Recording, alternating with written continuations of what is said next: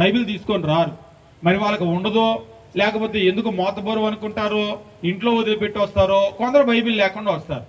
కానీ ఎక్కువ మంది బైబిల్ తెస్తారు. కానీ వాళ్ళు తేగానే ఏం చేస్తారంటే అలా పెట్టి అలా తీస్తారు. అసలు వాక్యం మొదలవకముందే అలా తీస్తారు. ఏ పేజీ తీస్తారంటే ఏదో ఒక పేజీ తీసి అలా తెరిచి పెట్టుకుంటారు. ఇక ఆ తర్వాత వాక్యం చెప్పేవాళ్ళు ఎన్ని వాక్యాలు చెప్పినా దాన్ని తిప్పరు. ఎందుకంటే తిప్పటం వాళ్ళకి రాదు. ఇలా మూసుంచితే మనకి తిప్పటం రాదు అని అందరికీ తెలిసిపోయిద్దని ప్రసంగం స్టార్ట్ అవ్వగానే ఇలా తెరిచి ఉంచుతారు. ఈ తెరిచి ఉంచింది వాక్యం అయిపోయేదాకా తెరిసే ఉంచుతారు. వాక్యం అయిపోగానే మూసేస్తారు. ఈ తెరిసిలా బైబిల్ పెట్టుకున్నారు అనుకోండి, చూసే వాళ్ళంతా ఏమనుకుంటారు? చక్కగా బైబిల్ తెచ్చుకున్నారు, చక్కగా బైబిల్ తెరిచి చూస్తున్నారు అని అనుకుంటారు. అంటే ప్రధానమైన సమస్య ఏంటంటే బైబిల్ తీయటం వాళ్ళకి రాదు. కొంతమంది బైబిల్లో వాక్యం చెప్పారనుకోండి, ఉదాహరణకి మీరు ఏదైనా యెషయా గ్రంథం అన్నారు, ఇలా ఇటువైపు ఎదుగుతారు, ఇలా ఎదుగుతారు, ఇటు దొరకలేదు, వెంటనే ఇటువైపు మొదలు పెడతారు, ఇలా ఎదుగుతారు. ఇటు దొరకలేదు అనుకోండి, ఇటే మిస్ అయి ఉంటుందేమో అని ఇలా ఎదుగుతారు. అంటే వాళ్ళకి ఆ పుస్తకం ఎక్కడ ఉంటుందో తెలియదు. అందుకనే సండే స్కూల్కి పిల్లల్ని పంపించినప్పుడు మొట్టమొదట ఏం చేస్తామంటే పాత నిబంధనలో ఉన్న 39 పుస్తకాలు, క్రొత్త నిబంధనలో ఉన్న 27 పుస్తకాలు బట్టి పట్టిస్తాం బై హార్ట్. మొదటి నుంచి చివరికి, చివరి నుంచి మళ్ళా వెనక్కి చెప్పాలి. అలా గడగడ గడగడ చెప్పారనుకోండి, ఉదాహరణకి వాళ్ళు ఏదైనా యెషయా గ్రంథం అనగానే అది పాత నిబంధనలో ఉండేటువంటి పుస్తకము, ఉదాహరణకి నాది కీర్తనల దగ్గర ఉంది, ఇలా తీయగానే కరెక్ట్గా యెషయా గ్రంథం వచ్చేస్తుంది. అని నీకు ఎలా తెలుసు అంటే వాళ్ళకి తెలుసు కరెక్ట్గా అది ఎక్కడ ఉంటుందంటే. ఉదాహరణకి ఆది కాండం అంటే ఇటే పెద్దగా ఎవరు, ఎందుకు ఆది కాండం అంటే బిగినింగ్ బుక్ ఇక్కడే ఉంటుంది, నిర్గమకాండం అంటే దాని తర్వాత ఉంటుంది, ఉదాహరణకు ప్రకటన అంటే ఈ చివర ఉంటుంది, లేకపోతే హోషేయ అంటే చిన్న ప్రవక్తల్లో మొదటి పుస్తకము, దానియేలు తర్వాత ఉంటుంది. కాబట్టి దాన్ని కరెక్ట్గా తీయగలుగుతాం. ఈరోజు కొందరికి వాక్యం అనేటువంటిది తీయటం రాదు, వాళ్ళు తీయలేరు. తీయలేకపోయేసరికి ఏమైపోయిందంటే మోసము చేసేటువంటి వాళ్లకు అపవాదికి బలం పెరిగిపోయింది. ఎందుకంటే ఎలాగో వాళ్ళు బైబిల్లో చూడరు కదా, ఏ చెప్పినా బైబిల్లో ఉందిలే అని అనుకుంటారు.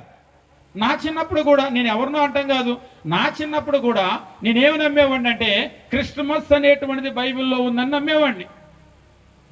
పెద్ద పెద్ద ప్రసంగాలు చేస్తూ ఉన్నారు. నేడు దావీదు పట్టణమందు రక్షకుడు మన కొరకు పుట్టి ఉన్నాడు. నేడు అంటే 25వ తారీఖు ప్రసంగం చేశాడు కాబట్టి ఆ రోజేనా అనుకుంటూ ఉంటాం. కానీ ఆ తర్వాత బైబిల్ స్కూల్లో చేరిన తర్వాత మా టీచర్ చెప్తూ ఉన్నాడు క్రిస్టమస్ అనేటువంటిది బైబిల్లో లేదు అని. నేను నోరెళ్ళబెట్టి చూశాను, అదేంటి నేనేదో పెద్ద బైబిల్ టీచర్ అన్నారు, ఇంత మాట అంటున్నాడు, అది కూడా తెలియదా అని నేను అడిగాను. అడిగేసరికి ఆయన ఒకటే అన్నాడు, పోనీ తంబి నువ్వు ఎక్కడైనా సరే నాకు ఇందులో డిసెంబర్ 25 డేట్ ఉంటే చూపించు అంటే గబా గబా మత్తయి సువార్త తీశారు, క్రీస్తు పుట్టింది అంతా చదివాను. ఆయన పుట్టింది ఉంది కానీ నిజంగా ఆయన చెప్పిన డిసెంబర్ 25 లేదు. నేడు దావీదు పట్టణమందు లూకా సువార్తలో ఉంది కదా, వెంటనే లూకా తీశాను. పైకి కిందకి చదివితే నేడు నేడు నేడు ఉంది కానీ నిజంగానే డేట్ లేదు. ఆ తర్వాత ఆయన నువ్వేం కంగారు పడకు, ఇవాళ క్లాస్ నుంచి వెళ్ళిన తర్వాత రూమ్లో చక్కగా చూడు, లేకపోతే నీకు తెలిసిన అందరినీ అడుగు, ఉంటే రేపు చెప్పు, నువ్వు ఇబ్బంది ఏమి లేదు అన్నాడు. నిజమేంటంటే అది లేదు అని అన్నాడు. అప్పటికే నమ్మకం కుదరలేదు. ఆ తర్వాత వెళ్ళి చదివి చదివి చదివి చదివి నిజంగానే లేదు అనే విషయం అప్పుడు అర్థమైంది. అంతేకాదు ఆ తర్వాత జీర్ణించుకోలేనటువంటి చాలా విషయాలు. అదేమిటి అంటే ఇది మాత్రమే కాదు, ఈరోజు మనము ఈస్టర్ అని, గుడ్ ఫ్రైడే అని, సమాధుల పండుగలని, లేకపోతే భస్మ బుధవారాలని, ఇవాళ రేపు కొత్త కొత్తగా వచ్చినాయి మాలలు వచ్చినాయి కదా క్రైస్తవ్యంలో, ఆ మాలలు కూడా ఇందులో లేవు. అది మనకు తెలుసు, మన కళ్ళ ముందు పుట్టింది కాబట్టి ఒకప్పుడు మాలలు లేవు, మొన్న మధ్య క్రైస్తవ్యంలో మాలలు స్టార్ట్ అయినాయి అని మనం చెప్పగలుగుతాం. అలాగనే ఇవి వాళ్ళ కళ్ళ ముందు, ఎవరి కళ్ళ ముందు పుట్టినాయో వాళ్ళైతే వాటిని చెప్పగలుగుతారు. మనం పుట్టేసరికి అవి ఉండేసరికి అవి బైబిల్లో ఉన్నాయని అనుకుంటున్నాం. ఈరోజు మాలలు వేసుకుంటున్నారు క్రైస్తవ్యంలో, పిల్లలు పుట్టేసరికి మాలలు ఉండేసరికి వాళ్ళు అవి బైబిల్లో ఉన్నాయేమో అనుకుంటారు. కాబట్టి బైబిల్లో ఏముంది ఏమి లేదు, ఏది వాక్యానుసారమైనటువంటిది అనేది మనకు తెలియాలంటే మనం ఖచ్చితంగా బైబిల్ని తెరవాలి. తెరిచి అందులో ఏముంది ఏమి లేదు అనేటువంటి విషయాన్ని చూడగలగాలి. ముఖ్యంగా సంఘము అనేటువంటి విషయాన్ని మనం గమనించినప్పుడు సంఘము అనేటువంటిది ఒకటే ఉంది బైబిల్లో. ఆ సంఘము కూడా యేసు తాను కడతాను అన్నటువంటి సంఘము. ఆయన ఒకే సంఘాన్ని కడతాను అన్నాడు, ఒకే సంఘాన్ని కట్టాడు, అది కూడా తన స్వరక్తం ఇచ్చి ఆయన సంపాదించుకున్నాడు. ఆయన కొనుక్కున్నాడు కాబట్టి ఆ సంఘము ఆయనది. కాబట్టి ఏ ప్రాంతంలో సంఘం ఉన్నా కానీ దానికి క్రీస్తు పేరే పెట్టారు. రోమిలకు రాసిన పత్రిక 16:16 మనం గమనించాం. క్రీస్తు సంఘములో అన్నియు, కాబట్టి అన్ని సంఘాలు కూడా క్రీస్తు సంఘాలనే పిలువబడ్డాయి, వేరే ఏ పేరుతో పిలువబడలేదు. ఒకవేళ ఈరోజు రాత్రికాలం నేను చెప్పేటువంటిది మీకు నమ్మటానికి కష్టంగా ఉంటే మీరు మీ బైబిల్ తెరిచి మీరు చదవండి. చదివి ఒకవేళ మరే సంఘమైనా ఉంటే ఇది అయిపోయే లోపు తీసుకొని వచ్చి బ్రదర్ ఇలా ఉంది కదా అని చెప్పేసి మీరు అడగవచ్చు. ఒకవేళ కొంత సమయం తీసుకొని రేపో ఎల్లుండో ఎప్పటికైనా సరే మీరు లేదండి మొన్న వచ్చిన ఆయన తప్పు చెప్పాడు, మా బైబిల్లో ఈ సంఘాలు ఉన్నాయంటే ఇక్కడికి వచ్చి మీరు సహోదరులను ధారాళంగా అడగవచ్చు. దాని గురించి మీకు ఆ విషయాలు తెలియజేస్తారు. నిజమేమిటి అంటే మనం వాస్తవాలు మాట్లాడుకోవడానికి మొదలు పెట్టాలి. ఎవరో ఏదో అనుకుంటారని మనము కప్పిపుచ్చకూడదు. ఒక్కోసారి ఎట్లా ఉంటుందంటే బ్రదర్ అది అట్లా అంటే వాళ్ళు నొచ్చుకుంటారండి అన్నాడు ఒకసారి ఒక ఆయన. నేను నన్ను ఒక ఉదాహరణ చెప్పమంటారా అన్న. చెప్పండి. నేను చింతలపాలెం వచ్చాను. చింతలపాలెం అంటే ఎక్కడికో కాదు, మీ ఊరే వచ్చాను. వచ్చేసరికి ఈ ఊర్లో అంతా కూడా 2 రెళ్ళు 10 అని నమ్ముతున్నారు అనుకోండి. 2 రెళ్ళు 10 అని నమ్ముతున్నారు. ఇప్పటి నుంచి కాదు. అదేంటి 2 రెళ్ళు 10 అంటున్నారంటే ప్రభాకర్ గారు అన్నారు, బ్రదర్ ఈ ఊర్లో చింతలపాలెంలో 2 రెళ్ళు 10 అని నమ్ముతున్నారండి. నేను పుట్టినప్పటి నుంచి అలా ఉంది. మా నాన్నగారిని కూడా అడిగాను, 2 రెళ్ళు 10 అని నమ్ముతున్నారు అని అన్నారు. మా తాతగారి టైం నుంచి కూడా 2 రెళ్ళు 10 అంటున్నారు అని అన్నారు. ఇప్పుడు నేనేం చేయాలి? అట్లా కాదు బ్రదర్, మా విజయవాడలో అయితే 2 రెళ్ళు 4 అని నమ్ముతున్నారండి అంటే మీరు అట్లా చెప్పొద్దండి దయచేసి. ఎందుకంటే ఈ ఊరోళ్ళు హట్ అవుతారు, నొచ్చుకుంటారు. ఎందుకంటే వాళ్ళు 2 రెళ్ళు 10 అని నమ్మారు కాబట్టి వాళ్ళ నమ్మకానికి భిన్నంగా మీరు ఏదైనా చెప్తే వాళ్ళు బాధపడతారు. కాబట్టి మీరు ఎవరిని బాధ పెట్టొద్దు అని అన్నారు అనుకోండి. అప్పుడు ఏమవుతుంది? అది నిజం తెలిసిన వాళ్ళు చెప్పాలా వద్దా? మరి చెప్తే బాధపడతారుగా. చెప్తే బాధపడినా కానీ ఏ రోజుకైనా అబద్ధంలో నుంచి నిజంలోకి రావాలి. అలా బాధపడతారు అని కనుక వదిలేస్తే వాళ్ళు అబద్ధంలోనే పుట్టి అబద్ధంలోనే బ్రతికి అబద్ధంలోనే చనిపోతారు. ఒకవేళ 2 రెళ్ళు 10, 20, 100 అని నమ్మితే పెద్ద నష్టమేమి లేదు. కానీ మన రక్షణకు అవసరమైనటువంటి, మన నిత్యత్వానికి అవసరమైనటువంటి క్రీస్తు ప్రాణం పెట్టి కొన్నటువంటి సంఘాన్ని గురించి గనక మనం నిజాన్ని తెలుసుకోలేకపోతే మన ఆత్మే నశించిపోతుంది.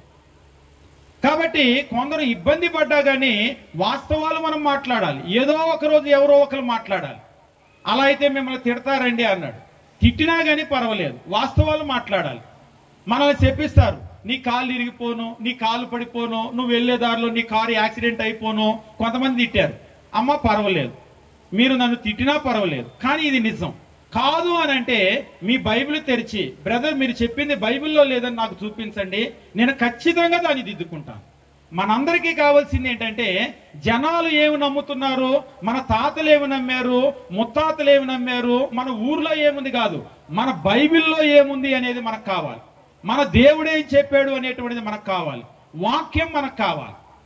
కాబట్టి ఏదో ఒక రోజు మనం అందరము వాక్యం దగ్గరకు వెనక్కి వెళ్తేనే ఆ ఐక్యత అనేటువంటిది సాధ్యపడుతుంది. అలా కాకుండా వాక్యాన్ని మనం గాలికి వదిలేసి చేతిలో మాత్రం బైబిల్ పట్టుకొని వచ్చి లేకపోతే తెరవటం చేతకాక లేకపోతే తెరవకపోతే ఏమనుకుంటారో అని ఇలా విప్పేసి ఇలా పెట్టేసి అలా ఎవరేం చెప్పినా వినేసి వెళ్ళిపోతే మనం దేవుని వాక్యం దగ్గరికి రాలేము. కాబట్టి రాత్రికాల సమయంలో తెలియజేసేటువంటి విషయం ఏమిటి అంటే బైబిల్ సంఘాన్ని గురించి మాట్లాడిందా ఒక సంఘాన్ని గురించి అంటే అవును, ముమ్మాటికి నిజము. బైబిల్ సంఘాన్ని గురించి మాట్లాడింది.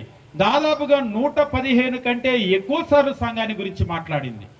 ఆ సంఘము కూడా మొట్టమొదటి మాట్లాడింది ఎవరంటే సాక్షాత్తు ప్రభువైన యేసు సంఘాన్ని గురించి మాట్లాడాడు. ఏం మాట్లాడాడు అంటే మరియు నీవు పేతురువు ఈ బండ మీద నా సంఘమును కట్టుదును అని ఆయన మాట్లాడాడు. ఆయన ఒక సంఘాన్ని కడతానని మాట్లాడాడు. ఎఫెసీ 4:4 శరీరం ఒకటే, అంటే సంఘం అనేది ఒకటే ఉంది. ఏమిటా ఒక సంఘము అంటే యేసు కట్టిన సంఘము, క్రీస్తు సంఘము, తాను రక్తం ఇచ్చి సంపాదించినటువంటి తన సంఘం ఉంది.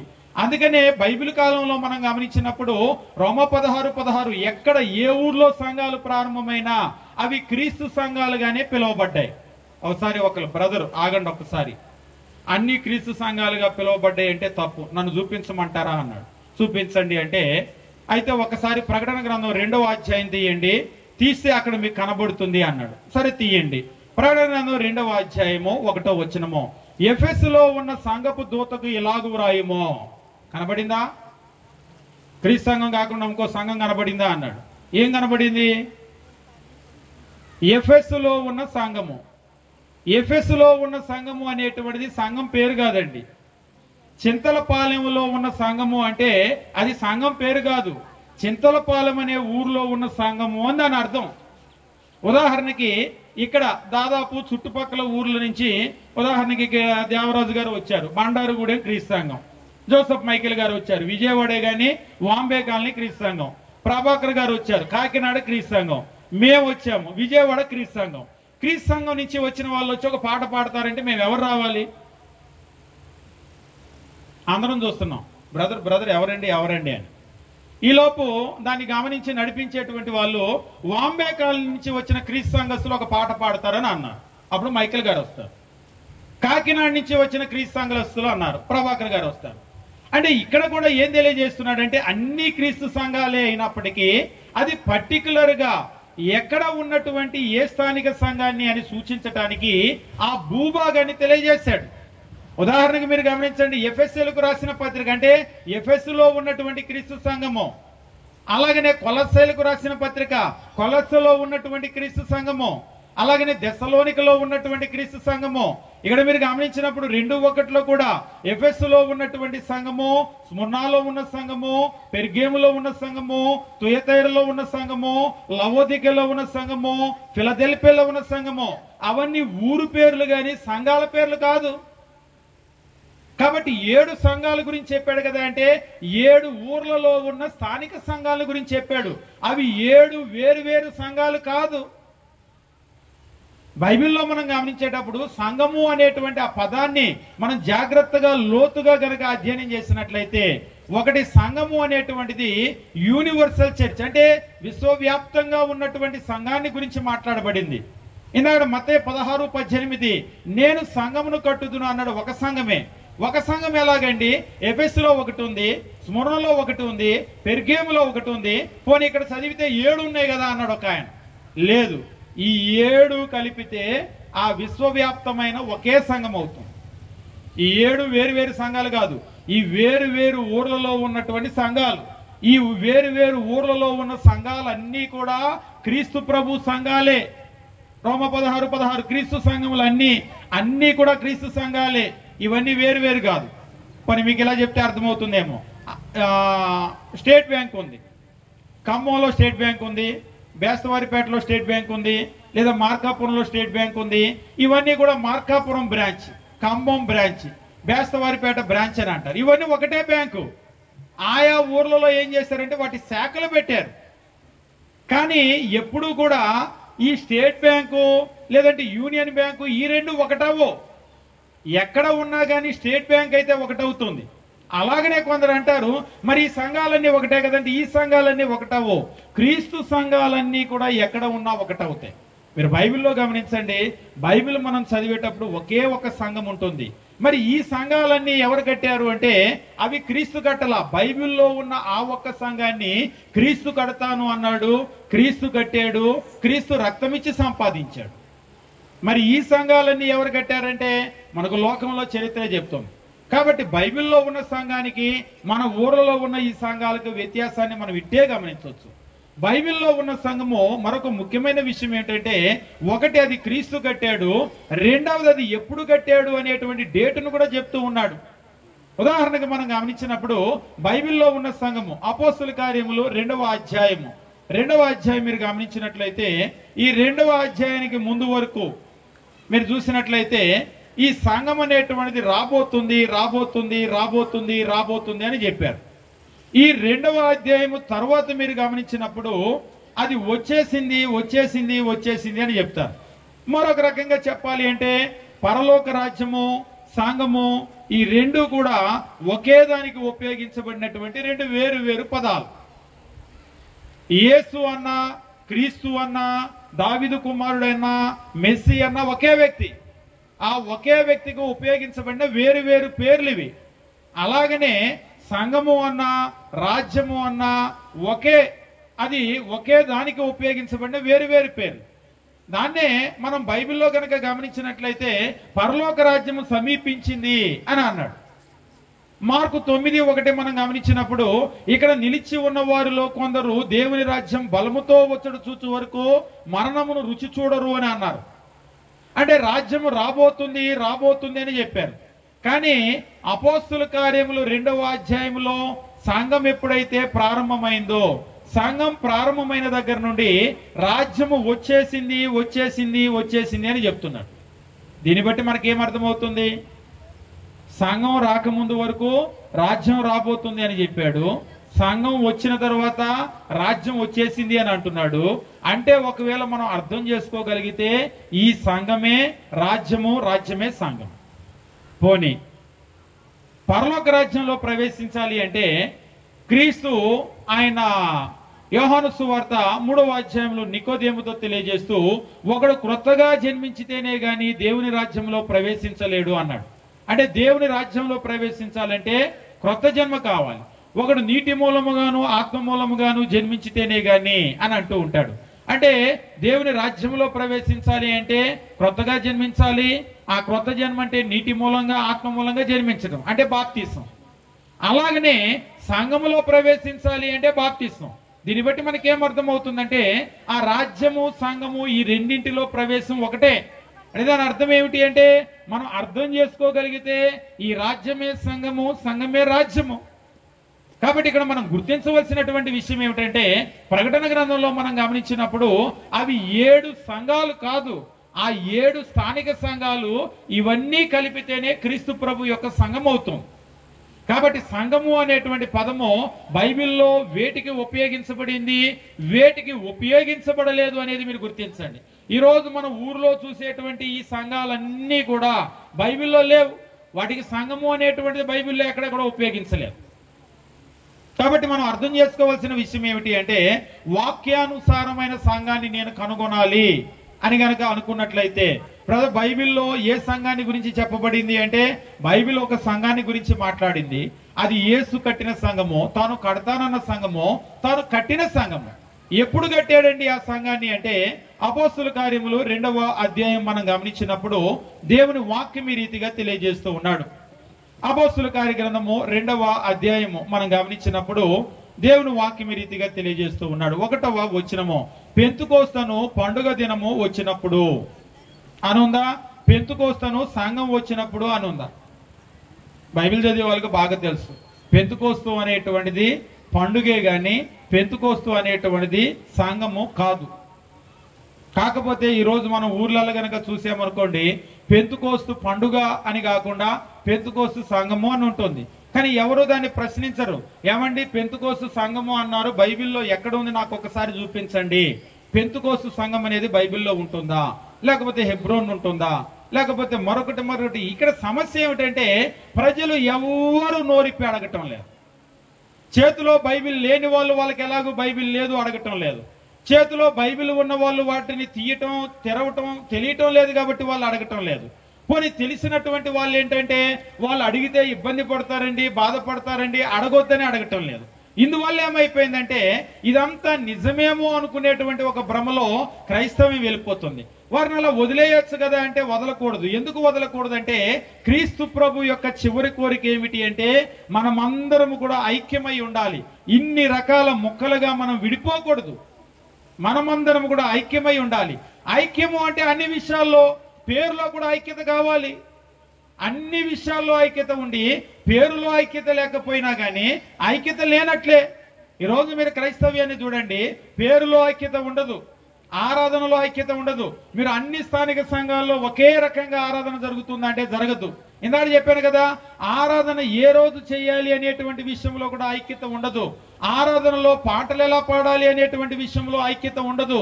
కొందరు వాయిద్యాలు ఉపయోగిస్తారు, కొందరు ఉపయోగించకూడదు బ్రదర్, బైబిల్ ప్రకారం అంటారు. అంతేకాదు ప్రార్థన చేసే విషయంలో ఐక్యత ఉండదు. కొందరేమో నేరుగా క్రీస్తు ప్రభుకు ప్రార్థన చేస్తారు, కొందరు అలా కాదండి తండ్రికి చేయాలి, క్రీస్తు నామంలో చేయాలి అని అంటూ ఉంటారు. అంతేకాదు మీరు గమనించినప్పుడు ప్రభురాత్రి భోజనము కొందరు ప్రతి వారము తీసుకుంటారు, కొందరు నెలకోసారి, 2-3 నెలలకోసారి, సంవత్సరానికి ఒకసారి తీసుకుంటారు. కొందరు కానుకలంటే దశం భాగాలు ఇవ్వాలని చెప్తారు, కొందరు వడ్డిలిన ప్రకారం ఇవ్వాలండి అని చెప్తారు. ఇలా చిన్న విషయం దగ్గర నుంచి పెద్ద విషయం వరకు ప్రతి విషయంలో కూడా కొన్ని వేల రకాల బోధలు. కానీ క్రైస్తవులు నోరిప్పి అడగరు బైబిల్లో ఏముందని, నా దేవుడు ఏం చెప్తున్నాడని అడగరు. నిజంగా దీన్నంతా కూడా మనం గమనించేటప్పుడు ఏంటి, వీళ్ళకు దేవుని వాక్యం మీద ఆసక్తి లేదా, దేవుని మాటల మీద ప్రేమ లేదా, లేకపోతే ఎలా ఒకలాగా మనం వెళ్ళిపోతున్నామో నోరిప్పి అడగకూడదు అని అనుకుంటున్నారు. ఏమిటిది? ఒకవేళ మనం నోరిప్పకపోతే ఏమవుతుంది? ఒకవేళ మనం అలాగనే కళ్ళు మూసుకొని వెళ్ళిపోయామనుకోండి, ఏదో ఒక సంఘంలో ఉంటే ఏమవుతుందిలే అని అనుకుంటే ఏమవుతుంది? అసలు సంఘం యొక్క విలువ ఏమిటి? సంఘం అంత అవసరమా? క్రీస్తు గట్టిన ఆ సంఘంలోనే ఉండాలా అని అంటే అవును, ఆ సంఘంలోనే ఉండాలి.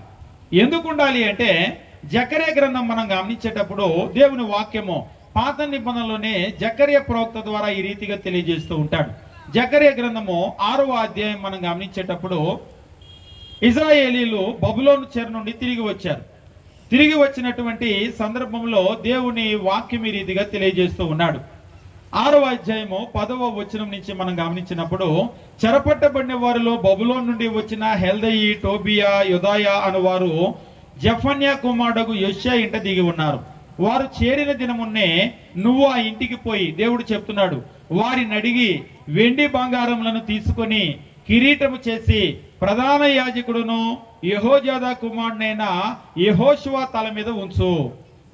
బంగారం అడిగి తీసుకొని అక్కడ వెండి బంగారాలను తీసుకొని కిరీటం చేసి యెహోజాదా కుమారుడైన యెహోషువ తల మీద ఉంచు. 12వ వచనము ముఖ్యమైన వచనము, ఉంచి అతనితో ఇట్లను, సైన్యములకు అధిపతియగు యెహోవా సెలవిచ్చినది ఏమనగా, చిగురు అను ఒకడు కలడు.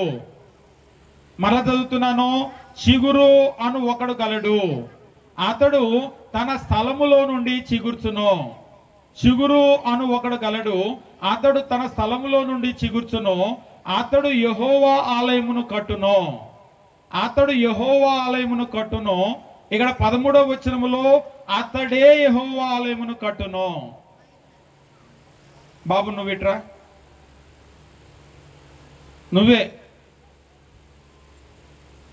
నువ్వే ఇట్రా అని అన్నారు అనుకోండి, అంటే అటు ఇటు చూడొద్దు, నేను ఊరికి నేను ఎగ్జాంపుల్ చెబుతున్నాను. మీరు నిజంగానే నేను ఎవరినో పిలిచానని అనుకోవద్దు. బాబు నువ్వు ఇట్రా అని అన్నారు అనుకోండి, నువ్వే ఇట్రా అంటే నేను రానా అంటారా? నువ్వే రా అంటే నువ్వే రావాలి, ఇంకెవరు రాకూడదనే అర్థం. అంతేగా, నువ్వే రా అంటే ఇంకెవరు రావద్దనే అర్థం అందులో ఉంది. చిగురు అనేటువంటి ఒకడు గలడు, అతడు తన స్థలములో నుండి చిగుర్చును. అతడు యెహోవా ఆలయమును కట్టును, అతడే కట్టును. అతడు కట్టును, అతడే కట్టును అంటే దాని అర్థం ఏంటి? అతడే కట్టాలి, ఇంకెవరు యెహోవా ఆలయాన్ని కట్టకూడదు. ఏమిటా యెహోవా ఆలయము? ఏమిటా ఆలయము? దేని గురించి ఆలయం అని మాట్లాడుతూ ఉన్నాడు? తిమోతికి రాసినటువంటి పత్రిక మనం గమనించేటప్పుడు అపోస్తులైనటువంటి పౌలు సంఘాన్ని గురించి తెలియజేస్తూ ఈ రీతిగా చెప్తూ ఉంటాడు. ఈ సంఘం అనేటువంటిది ఏమై ఉన్నది అనేటువంటి విషయాన్ని తెలియజేస్తూ ఉంటాడు. తిమోతికి రాసిన మొదటి పత్రిక 3వ అధ్యాయము మనం గమనించినప్పుడు 3వ అధ్యాయం 14-15 వచనాలు, శీఘ్రముగా నీ యొద్దకు వత్తునని నిరీక్షించుచున్నాను, అయినను నేను ఆలస్యం చేసిన యెడల దేవుని మందిరములో అనగా జీవము గల దేవుని సంఘములో, మందిరము అన్న ఆలయం అన్న ఒకటే, మందిరము లేదా ఆలయము ఏమిటది? మందిరములో అనగా జీవము గల దేవుని సంఘములో. మందిరము ఆలయమే సంఘము, సంఘమే ఆలయము. చిగురు అనేటువంటి ఒకడు ఉన్నాడు, అతడు తన స్థలములో నుండి చిగురుస్తాడు. అతడు యెహోవా ఆలయాన్ని కడతాడు అంటే సంఘాన్ని కడతాడు, అతడే కడతాడు అంటే సంఘాన్ని అతడే కట్టాలి. ఇదే కదా క్రీస్తు ప్రభు చెప్పాడు మత్తయి 16:18, మరియు నీవు పేతురువు, ఈ బండ మీద నా సంఘమును కట్టుదును. నేను కడతాను, నేనే కట్టాలి. ఇంకెవ్వరు కట్టినా కానీ దేవుడు ఒప్పుకోడు. ఇంకెవ్వరు కట్టినా దేవుడు ఒప్పుకోడు. అంటే నేను కట్టినా అని 60,000 సంఘాలు కట్టారు. ఈ 60,000 సంఘాలను దేవుడు ఒప్పుకోడు. ఒకసారి నాకు ఒక సలహా ఇచ్చారు. కిషోర్ మెడ్రాస్లో చదువుకుంటున్నామంట కదా బైబిల్ అంటే, అవునన్నా అన్న. ఎక్కడేంటి అంటే, క్రీస్తు సంఘం అన్న ఒక కాలేజ్ ఉంది అంటే, క్రీస్తు సంఘమా? మన ఊర్లో క్రీస్తు సంఘం అంటే కొందరు నీకు తెలుసుగా పనికిమాలిన వాళ్ళు ఉన్నారు. నువ్వు బయటకు వచ్చి క్రీస్తు సంఘం అని పేరు పెట్టుకున్నావు అనుకో, ఎవరు ప్రార్థనకు రారు అని అన్నాడు. మరి ఏం చేయాలన్నా అంటే మంచి పేరు ఏదన్నా చూసి వేరే పేరు పెట్టుకో అని అన్నాడు. ఎందుకంటే ఆ పేరుకి కొంత చెడు అనేటువంటిది ఉంది కాబట్టి ఆ పేరు తీసేసి వేరే పేరు ఏదైనా పెట్టుకొని చక్కగా నువ్వు పరిచయం చేయి, నీ దగ్గరకు చక్కగా జనాలు వస్తారు అని అన్నాడు. ఓకే అన్న, అలా పేరు పెట్టుకోమని అన్నాం. మరి మనం అలా పేరు పెట్టుకోవచ్చా? బైబిల్ అలా చెప్పాడా? వేరొక పునాది మనం వేయొచ్చా? వేసిన పునాది మీదే కట్టాలా? వేరొక పునాది వేయొచ్చా? ఎందుకంటే ఆల్రెడీ ఆయన సేవకుడు, నాకు సలహా ఇచ్చిన ఆయన, అప్పటికే ఆయన పెద్ద సేవకుడు. అలా చేయొచ్చా అని చెప్పేసి అంటే నేను చేయట్లా అన్నాడు. ఈరోజు ఏమైందంటే ఆయన చేస్తున్నాడని ఈయన, ఏం చేస్తున్నాడని ఆయన చేస్తున్నాడని ఇంకొక ఆయన, ఊర్లో అదే సందులో 10 సంఘాలు పెడతారు. మీరు ఒక్కోసారి ఊర్లో చూడండి, సంఘం లేదన్నా గొడవ వచ్చేది. పెట్రోల్ బంక్ ఎదురుగా పెట్రోల్ బంక్ పెట్టినట్టు, ఫ్యాన్సీ కొట్టు ఎదురుగా ఫ్యాన్సీ కొట్టు పెట్టినట్టు, టిఫిన్ సెంటర్ ఎదురుగా టిఫిన్ సెంటర్ పెట్టినట్టు ఈ సంఘం ఎదురుగా ఇంకో సంఘం పెడతాడు. ఒకవేళ మీ చింతలపాలెంలో అలా లేదేమో కానీ మేము చాలా ఊర్లలో చూస్తాం. కరెక్ట్గా వీళ్ళు మైక్ ఆన్ చేయగానే వాళ్ళు మైక్ ఆన్ చేశారు. ఒకసారి మీటింగ్కి వెళ్తే ఎవరని చెప్పేసి అంటే మన దగ్గర నుంచి బయటికి వెళ్ళారులే, మనం మీటింగ్ ఎప్పుడు పెట్టినా అలా డిస్టర్బ్ చేస్తారు అంటున్నాడు. పోనీ ఇల్లు ఎక్కడన్నా పెట్టవచ్చు కదా అంటే, ఏమండి ఇల్లు ఎక్కడన్నా పెట్టడానికి అసలు అక్కడికి ఎవరూ వెళ్ళలేదు, ఒక్క కుటుంబమే వెళ్ళాడు. ఆ వెళ్ళిన ఆయనే ఒక యాంప్లిఫైర్ కొనుక్కున్నాడు. ఆయన పని ఏంటి అంటే మనం మీటింగ్ పెట్టగానే మన వైపు తిప్పి ఆ గొట్టాలు సౌండ్ పెడతాడు. అంటే మనల్ని ఇబ్బంది పెట్టాలనేదే ఉద్దేశం. జనాలు ఎవరు ఆయన దగ్గరికి వెళ్ళలేదు. సరేలే, జనాలు కూడా ఏంటంటే వాడు చెప్తే వినేవాడు కాదు, 4 రోజులు ఉండి వాడే పోతాడులే అని చెప్పేసి ఉన్నాము అని చెప్పేసి అన్నారు. సరే, ఆయన దగ్గర కంటే ఎవరే లేదు. కొన్ని సందర్భాల్లో ఏంటంటే ఆయన పిచ్చోడో మంచోడో వెళ్ళాడని వీళ్ళు అర్థం చేసుకున్నారు. కొన్ని సందర్భాల్లో అలా కాదు, మన కులం వాళ్ళు వెళ్ళారు కదా, మనం అందరం వెళ్ళిపోదాం రండిరా అంటారు. అది తప్ప ఒప్ప బైబిల్లో ఉందా లేదా అని అడగరు. లేకపోతే మన ఇంటి పేరటోళ్ళు సంఘం పెడితే మనం ఎక్కడ ఉండటం ఏంటి, మనమంతా వెళ్ళిపోదాం రండి అంటారు. ఇందులో మీరు గమనించండి, అంటే మీరు నమ్మరేమో కానీ ఈ సంఘంలో కులాల గోల ఉంది, ఇంటి పేర్లు గోల ఉంది. ఒకసారి మేము తమిళనాడులో కోయంబత్తూరు ఊర్లో వస్తూ ఉంటే అక్కడ ఒక బ్రదర్ చూపించాడు. ఆ చర్చ్ బిల్డింగ్ చూసారా అని అన్నాడు. చూశానని అన్నాడు. అది నాడార్ సంఘం అన్నాడు. అంటే తమిళనాడులో నాడార్లని ఒక క్యాస్ట్ ఉంది. ఆ క్యాస్ట్ బాగా డబ్బున్న వాళ్ళు, తమిళనాడు రాజకీయాల్లో ఉంటారు వాళ్ళు. ఆ కులంలో నుంచి కొంతమంది క్రీస్తులోకి మారారట. మారి ఇప్పుడు ఏంటంటే వాళ్ళు దళితులతో కూర్చోటానికి ఇష్టపడక వాళ్ళ వరకు ఒక చర్చి బిల్డింగ్ కట్టుకున్నారట. అందులో ఆ డబ్బున్నోళ్ళే కార్లు వేసుకొని వస్తారు. కాబట్టి చివరికి అది డబ్బు వాళ్ళ కులం పేరు మీదే అది నాడార్ సంఘం అని పిలుస్తారు. ఈ రోజు కూడా మనకు వర్తక సంఘాలు, కులం పేరు మీద కుల సంఘాలు ఉన్నాయి కదా. అలాగనే ఇక్కడ కూడా ఏం చేస్తున్నారంటే దేవుని సంఘాన్ని కూడా కుల సంఘాలుగా మారుస్తూ ఉన్నారు. మీ ఊర్లో కూడా ఉన్నాయా? ఇంకా నేను చింతలపాలెంలో లేవనుకున్నాను, ఇక్కడ కూడా ఉన్నాయంట. కిందిళ్లలో సంఘము, పై ఇళ్లలో సంఘము. అంటే ఇదేదో కోయంబత్తూరు సమస్య కాదు, ప్రతి ఊరు యొక్క సమస్య అది. నిజంగా ఏమైపోయిందంటే దేవుణ్ణి కూడా కులము అనేటువంటి ఒక గీత గీసేసి దేవుడు అన్నా కానీ కులానికి కట్టుబడే ఉండాలి. వాళ్ళు బెదిరించేస్తారు కొంతమంది. ఏ అబ్బాయి, మీరు గనక ఈ సంఘాన్ని కాదని మన కులం వాళ్ళందరూ ఈ సంఘానికి వెళ్దాము, దీన్ని కాదని గనక అటు వెళ్తే మిమ్మల్ని కులంలోంచి వెళ్ళేస్తాం, మీ పెళ్లిళ్ళకి రాము, మీ పేరంటాలకి రాము, మీకు పిల్లలు నిలము. దీంతో వీళ్ళు గజ వణుకుపోయి వద్దయ్యా, సరే అది బైబిల్లో ఉన్నా లేకపోయినా మేము అక్కడికే వస్తాంలే అని వాళ్ళ కాలబేడానికి వస్తున్నారు. అందుకని బైబిల్లో ఉందా లేదా చూడటం లేదు. కాబట్టి ఈరోజు దేవుని వాక్యం అనేటువంటిది ప్రజలకు అవసరం లేదు. వాళ్ళు కులాల పేరు మీద గీత గీసి ఆపేస్తున్నారు. లేదంటే మీరు మా సంఘానికి రండి, మేము బియ్యం ఇస్తాము, గోధుమలు ఇస్తాము, ఉప్పు ఇస్తాము, పప్పు ఇస్తాము, మాకు పెద్ద స్కూల్స్ ఉన్నాయి, కాలేజీలు ఉన్నాయి, అందులో మేము మీ పిల్లలకి సీట్ ఇస్తాము, కావాలంటే చచ్చాక సమాధుల దొడ్లో స్థలం ఇస్తామని అంటారు. ఇంకా కొంతమంది అయితే ఒకసారి ఒక ఆయన వాక్యమంతా ఈయన బాప్తిసం పొందడానికి రెడీగా ఉన్నాడు తెలంగాణలో. ఆయన బాప్తిసం పొందటం లేదు. ఒకసారి నేను కూడా వెళ్ళినప్పుడు బ్రదర్ మాట్లాడండి అంటే నేను అడిగాను. అన్ని వచనాలు చెబితే అన్ని తెలుసు అంటున్నాడు. సరే మీకు తెలియంది ఏమన్నా ఉంటే అడగండి అన్నాడు. అంటే తెలియంది కాదు కానీ మా ఊర్లో ఆర్సీఎంకి మాత్రమే సమాధులతోటి స్థలం ఉందండి, ఇంకెవరికి లేదు. ఇప్పుడు నేను ఇది సత్యమని గనక నమ్మి ఇక్కడికి వస్తే నన్ను చచ్చిపోతే ఎక్కడ పాతి పెడతారు అని అన్నాడు. అంటే ఇప్పుడు బతికుండగా సమస్య కాదు, మీకు చచ్చాక సమస్య. అరే బతికుండగా సమస్యలే తీరగ తెస్తంటే చచ్చాక సమస్య కూడా ఇప్పుడే తెస్తున్నాడు ఆయన. నన్ను ఎక్కడ పెడతారు అని చెప్పేసి. ఇప్పుడు దానికి గనక నాకు సమాధానం దొరికితే నేను ఇప్పుడే బాప్తిసం పొందుతానన్నాడు. కానీ ఆ ఊర్లో లేదు.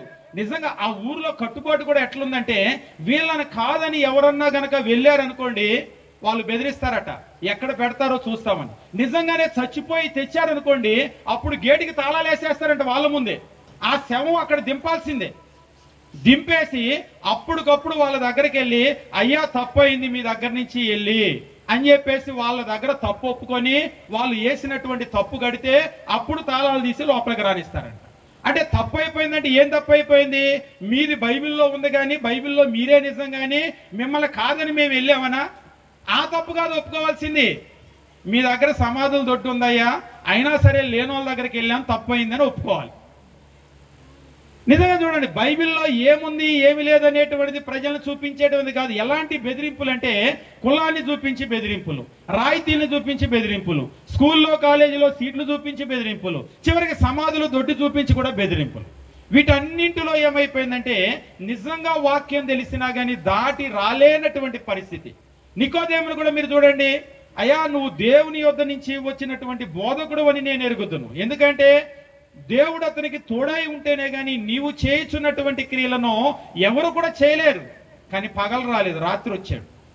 కారణం ఏంటంటే, పగలు వస్తే వెళ్ళేస్తామని చెప్పేసి బెదిరించేశారు కదా, కాబట్టి పగలు రాలేకపోయాడు ఆయన. యేసు దేవుని దగ్గర నుంచి వచ్చాడు అని తెలిసినా గాని పగలు రాలేకపోయాడు, రాత్రి వచ్చాడు. ఈరోజు నిజంగా సమాజానికి భయపడే వాళ్ళు ఎంతో మంది ఉన్నారు. నిజంగా కొంతమంది అంటారు, బ్రదర్ మీరు చెప్పేది కరెక్ట్ అండి, మీరు చెప్పేదే వాక్యంలో ఉంది, కానీ రాలేము, ఎందుకంటే కులము అడ్డుపడుతుంది, మా తాత ముత్తాతల నుంచి ఇక్కడే ఉన్నారు అడ్డుపడుతుంది, లేకపోతే ఇంకా మా ఇంటి పేరటోళ్ళు వాళ్ళు పెట్టారు, మా బంధువులు వాళ్ళు పెట్టారు, కాబట్టి మేము రాలేము, ఎంతో కాలం నుంచి అక్కడికి వెళ్తున్నాము కాబట్టి రాలేము. ఒకసారి ఒకరు అన్నారు, ఆ అయ్యగారు అప్పట్లో మేము కష్టాల్లో ఉన్నప్పుడు చాలా ఆదుకున్నాడు, మా అబ్బాయి హాస్పిటల్లో పడినప్పుడు డబ్బులు ఇచ్చాడు, అప్పట్లో సంఘం అంతా కూడా మాకు ఎంతో సాయం చేశారు, ఇప్పుడు మేము వదిలిపెట్టి వస్తే ఎలా ఉంటుంది అని చెప్పేసి అన్నారు ఒకరు. అమ్మ అయ్యగారు ఎంత ఇచ్చుంటాడు డబ్బులు? సరే 100, 1000, 1,00,000 ఎంతో ఇచ్చాడు. మరి దేవుడు ఎంత ఇచ్చాడు? దేవుడు ఎంత ఇచ్చాడు? అయ్యగారు నీకు ఒకసారి ఇచ్చి ఉంటాడు, 2 సార్లు ఇచ్చి ఉంటాడు. దేవుడు ఎన్నిసార్లు ఇచ్చాడు?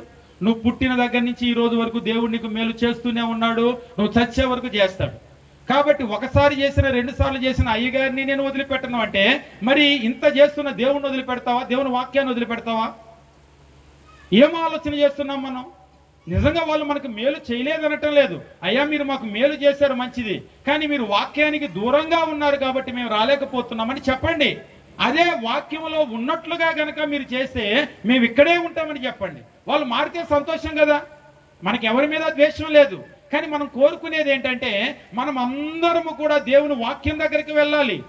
క్రీస్తు ప్రభు కోరుకుంటున్నాడు, తండ్రి నీ యందు నేనును నా యందు నువ్వును ఏకమై ఉన్నలాగున వీరి కొరకు మాత్రం కాదు, అంటే అపోస్తుల కొరకు మాత్రం కాదు, వీరి వాక్యం వల్ల నా యందు విశ్వాసం ఉంచు వారందరూ, అంటే ప్రపంచంలో ఉన్న క్రైస్తవులందరూ కూడా ఏకమై ఉండాలని నేను వారి కొరకు ప్రార్థన చేయుచున్నాను. ఇది క్రీస్తు ప్రభు యొక్క చివరి కోరిక. కాబట్టి ఈరోజు మీరందరూ కూడా ఆలోచన చేయండి. క్రీస్తు ప్రభు యొక్క చివరి కోరిక, సంఘము, బైబిల్ ఒక సంఘాన్ని గురించి మాట్లాడుతుంది. దీన్ని ఎవ్వరు కూడా కాదనలేరు, దీన్ని ఎవ్వరు కూడా మరుగు చేయలేరు. ఆ ఒక్క సంఘము అనేటువంటిది క్రీస్తు తాను కడతానన్నటువంటి సంఘం. ఆ ఒక్క సంఘము చిగురు అనేటువంటి ఆయన. బైబిల్లో చిగురు ఎవరంటే క్రీస్తు ప్రభు. ఆయన దావీదు వేరు చిగురై ఉన్నాడు. ఆ చిగురు అంటే యేసే కట్టాలి. యేసు కాకుండా సంఘం ఎవరు కూడా కట్టకూడదు. వేరే ఎవరు సంఘం కట్టినా అది దేవుడు అంగీకరించడు. చివరిగా మనం కొన్ని వచనాలు చూసి మనం ముగిద్దాం. అపోస్తలుడైనటువంటి పౌలు కొరింథీయులకు పత్రిక రాస్తూ ఒక మాటను తెలియజేస్తూ ఉంటాడు. అపోస్తలుడైనటువంటి పౌలు కొరింథీయులకు రాసినటువంటి మొదటి పత్రిక 3వ అధ్యాయము మనం గమనించినప్పుడు దేవుని వాక్యము ఈ రీతిగా తెలియజేస్తూ ఉంటాడు. అపోస్తలుడైనటువంటి పౌలు కొరింథీయులకు రాసినటువంటి పత్రిక 3వ అధ్యాయము మనం గమనించినప్పుడు ఇక్కడ 10వ వచనం నుంచి మనం చూసినట్లయితే, దేవుడు నాకు అనుగ్రహించిన కృప చొప్పున నేను నేర్పరి అయిన శిల్పకారుని వలె పునాది వేసి తిని, మరి ఒకడు దాని మీద కట్టును, ప్రతివాడు దాని మీద ఎలాగూ కట్టుచున్నాడో జాగ్రత్తగా చూసుకునాలి. వేయబడినది తప్ప మరి ఒక పునాది ఎవడు వేయనరుడు, ఆ పునాది క్రీస్తే. వేయబడినది తప్ప వేరొక పునాది ఎవడు కూడా వేయకూడదు. ఒకే పునాది ఉంది, క్రీస్తు. ఎవరు వచ్చి కట్టినా మనము ఆ పునాది, ఒకే పునాది మీద కట్టాలి. అంతేగాని ఎవరికి వాళ్ళు వేరే వెళ్ళిపోయి వేరే పునాదులు వేసుకొని వేరే కట్టుకోకూడదు. మనం అందరం కూడా అక్కడ పనివాళ్ళం అంతే. ఆ పునాది మీద మనం కట్టడమో, మనం ఎంత కష్టపడ్డామో ఆ కూలి తీసుకోవటం అంతే. మనం కూలి వాళ్ళమే కానీ మనం యజమానులం కాదు. సంఘానికి యజమాని ఎవరంటే క్రీస్తు. అంతేగాని వేరొక పునాది ఎవడు కూడా వేయకూడదు. కాబట్టి యెహోవా ఆలయమును అతడు కట్టాలి, అతడే కట్టాలి, అతడు కాకుండా ఇంకెవరు కట్టకూడదు. ఆ వేయబడిన పునాది మీద మనం అందరము కూడా ఏం చేస్తామంటే వెళ్ళి పని చేస్తాం అంతే. ఆ నిర్మాణం పైకి కట్టబట్టడానికి పని చేస్తాం, అంతేగాని వేరు పునాదులు మనం వేయకూడదు. రోజు రాత్రి కాల సమయంలో వాక్యములో, దేవుని వాక్యములో ఉన్నటువంటి సంఘం ఏమిటి అనేటువంటిది మీరు గమనించండి. ఆ సంఘం ఎవరు కట్టారు అనేటువంటిది గమనించండి. ఆ సంఘం ఎప్పుడు ప్రారంభమైంది అనేటువంటిది గమనించండి. ఆ బైబిల్లో ఉన్నటువంటి సంఘములో నేను ఉన్నానా లేదా అనేటువంటిది గమనించండి. ఒకవేళ ఆ బైబిల్లో ఉన్నటువంటి సంఘములో కనుక లేనట్లయితే ఆ మానవ కల్పితమైనటువంటి సంఘాలను వదిలిపెట్టి మనం క్రీస్తు కట్టినటువంటి ఆ సంఘంలోకి రావాలి. ఎందుకంటే చివరిగా అపోస్తుల కార్యములు 2వ అధ్యాయం మనం గమనించినప్పుడు దేవుని వాక్యం ఈ రీతిగా తెలియజేస్తూ ఉంటాడు. అపోస్తుల కార్య గ్రంథము 2వ అధ్యాయము 47వ వచనం మనం గమనించినప్పుడు, ఆనందముతోనూ నిష్కపటమైన హృదయముతోనూ ఆహారం పుచ్చుకొనుచుండిరి. అపోస్తుల కార్యములు 2వ అధ్యాయం పేతురు ప్రసంగం చేశాడు. 3000 మంది సంఘంలో చేర్చబడ్డారు. ఆ దినమే సంఘం ప్రారంభమైంది. ఇక అప్పటి నుంచి ఏం జరుగుతుందంటే 2వ అధ్యాయం 47వ వచనం, ఆనందముతోనూ నిష్కపటమైన హృదయముతోనూ ఆహారం పుచ్చుకొనుచుండిరి, మరియు ప్రభువు రక్షణ పొందుచున్న వారిని అనుదినము వారితో అంటే సంఘముతో చేర్చుచుండెను. ఒకసారి ఒక ఆయన అన్నాడు, ఏమండి సంఘం అని లేదు కదా అన్నాడు. వారు అని ఉంది కదా, ఇంగ్లీష్లో చదువుతాను చూడండి. Pricing God and having favour with all the people, and the Lord added to the church daily those who are being saved. రక్షణ పొందుచున్న వారిని అనుదినము ప్రభు వారితో అంటే సంఘముతో చేర్చుచున్నాడు. సంఘము అంటే రక్షణ పొందిన వాళ్ళు. ప్రభు ఏం చేస్తున్నాడంటే ప్రతిరోజు రక్షణ పొందే వాళ్ళను తీసుకొని వెళ్ళి ఆ రక్షణ పొందిన వాళ్ళతో సంఘముతో తన సంఘముతో చేరుస్తున్నాడు. కాబట్టి రక్షణ పొందిన వాళ్ళందరినీ కూడా ప్రభు ఎక్కడ చేరుస్తున్నాడు అంటే ఒకే ఒక్క సంఘములో చేరుస్తున్నాడు, తన సంఘములో చేరుస్తున్నాడు, తన శరీరంలో చేరుస్తున్నాడు.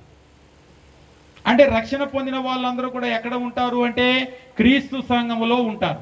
అంటే నువ్వు క్రీస్తు సంఘములో లేవు అంటే దాని అర్థం ఏంటి? నువ్వు రక్షణలో లేవు. నువ్వు రక్షణ గనక పొంది ఉన్నట్లయితే నువ్వు క్రీస్తు సంఘములో చేర్చబడాలి. క్రీస్తు సంఘానికి బయట రక్షణ పొందినటువంటి వారు ఉండరు. ఎందుకంటే అది దేవుడు చెప్పినటువంటిది కాదు. చిట్ట చివరిగా మీరు గమనించండి, బైబిల్లో దేవుడు ఎప్పుడు కూడా తను ఏదైనా ఒక పని చేయమని చెప్పినప్పుడు అది ఎలా చేయాలి అనేటువంటిది కూడా తానే చెప్పాడు. ఉదాహరణకి నోవాహును ఓడ కట్టమన్నాడు. ఆ ఓడ ఎలా కట్టాలో నోవాహుకు చెప్పాడు.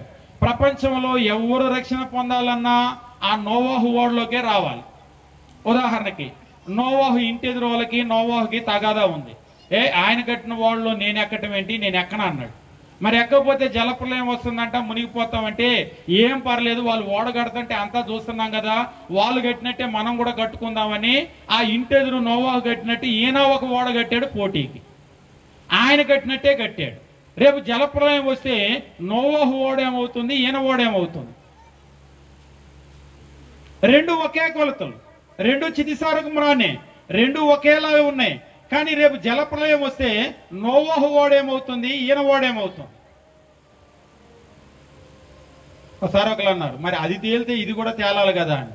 కానీ రేపు జలప్రలయం వచ్చినప్పుడు నోవాహు ఓడ మాత్రమే తేలుతుంది. ప్రపంచంలో మరి ఏ ఓడైనా మునిగిపోతుంది. ఎందుకు అంటే ఏ చెక్కతో కట్టారు, ఏ కొలతో ఉంది అనేటువంటిది కాదు. నోవాహును దేవుడు కట్టమని అనుమతి ఇచ్చాడు, ఆ అనుమతి వెలకలేదు. సంఘము కట్టమని క్రీస్తుకు అనుమతినిచ్చాడు, ఆ అనుమతి మనకి లేదు. కాబట్టి మనం వేరే పునాది వేయకూడదు. మీరు మందిరం కట్టేటప్పుడు కూడా మోషేకు ఆ మందిరాన్ని కట్టమని చెప్పాడు. వేరెవ్వరు కూడా ప్రపంచంలో రెండో మందిరం కట్టకూడదు. ప్రపంచంలో ఎక్కడ ఉన్నా ఆరాధించాలంటే ఆ మందిరానికి రావాల్సిందే. పాత నిబంధన నీడగా ఉంది, క్రొత్త నిబంధన నిజస్వరూపము. కాబట్టి ప్రపంచంలో ఎక్కడ ఉన్నా ఆరాధించాలంటే మనం క్రీస్తు సంఘానికి రావాల్సిందా, ఒక సంఘానికి రావాల్సిందే కానీ మనం వేరే వేరే పునాదులు వేసుకొని వేరే సంఘాలు కట్టకూడదు. అందుకనే బైబిల్ ఈ చివరి నుంచి ఆ చివరి వరకు మీరు చూడండి, ఎక్కడ కూడా వేరొక సంఘాలు లేవు. ఆ తరువాత ఏమైందంటే 600 సంవత్సరాల తర్వాత ఇందాక నేను చెప్పినట్టుగా మేము మొదట అనేటువంటి వాళ్ళు పుట్టారు. అందులో నుంచి విడిపోయి మళ్ళీ లూథర్ ఆయన వెళ్ళిపోయాడు. ఇక అందులో నుంచి వెళ్ళిపోయిందని చెప్పాను కదా. ఒక సంఘంలో పడలేదంటే ఎదురుగా ఇంకో సంఘం పెడతాడు, లేకపోతే ఆ సందు జవరు ఇంకోటి పెడతాడు, అందులో నుంచి వెళ్ళిపోయి ఇంకొకటి పెడతాడు. అలాగే ఏమైపోయినాయి అంటే పుట్టగొడుగులు మొలిసినట్లు మన కళ్ళ ముందే ఇవన్నీ కూడా మొలుస్తూ ఉన్నాయి. మనం గమనించవలసిన విషయం ఏమిటి అంటే బైబిల్లో ఉన్నటువంటి సంఘాన్ని మనం గుర్తించాలి, అందులో మనం చేరాలి. అందులో మనం చేర్చబడితేనే రక్షణ అనేటువంటిది ఉంది. మానవ కల్పితమైనటువంటి సంఘాలు ఏ మనిషికి కూడా సంఘాన్ని కట్టడానికి అధికారం లేదు. వేయబడిన పునాది తప్ప మరొక పునాది ఎవడు కూడా వేయనేరడు. కాబట్టి మరొక పునాది ఎవరు కూడా వేయకూడదు. చిగురు అనేటువంటి ఒక ఆయన ఉన్నాడు, అతడు తన స్థలంలో నుండి చిగురుస్తాడు, అతడు యెహోవా ఆలయమును కడతాడు, అతడే కడతాడు, అతడు తప్ప ఇంకెవరు కూడా కట్టకూడదు. కాబట్టి సంఘాన్ని క్రీస్తు కట్టాలి, క్రీస్తే కట్టాలి, క్రీస్తు కాకుండా ఇంకెవరు కూడా కట్టకూడదు. కాబట్టి ఈ రోజు మనమందరం కూడా ప్రపంచంలో ఎవరున్నా సరే రక్షణ పొందాలంటే నోవహు ఓడలో ఎక్కాలి. ప్రపంచంలో ఎవరున్నా సరే ఆరాధించాలంటే మోషే గుడారానికి రావాలి. ఈ రోజు క్రొత్త నిబంధనలో ప్రపంచంలో ఎవరైనా సరే రక్షణ పొందాలంటే ఆ క్రీస్తు కట్టిన సంఘంలోకి రావాలి. దేవుణ్ణి ఆరాధించాలంటే ఆ క్రీస్తు కట్టినటువంటి సంఘంలో ఉండి ఆరాధించాలి. ఒకవేళ దీని గురించి ఇంకా మీకు అనేకమైనటువంటి ప్రశ్నలు కనుక ఉన్నట్లయితే ఇక్కడ సహోదరులు ఉన్నారు, వచ్చి ధారాళంగా అడగండి. ఇప్పుడు నేను చెప్పిన దానిలో కూడా వాక్యానికి ఏదైనా విరుద్ధంగా ఉంటే, లేని విషయాలు ఏమైనా చెప్పుకున్నట్లయితే, బ్రదర్ ఇది మీరు బైబిల్లో లేని చెప్పారని ధారాళంగా అడగండి. మనందరము మన ఆలోచనలు పక్కన పెట్టి దేవుని వాక్యం దగ్గరకు వెళ్ళి క్రీస్తు కోరుకున్నటువంటి ఆ చివరి కోరిక ఐక్యతను మనం సాధిద్దాము, దేవుని మహిమపరుద్దాం. మీ అందరికీ వందనాలు తెలియజేస్తూ ముగిస్తూ ఉన్నాం.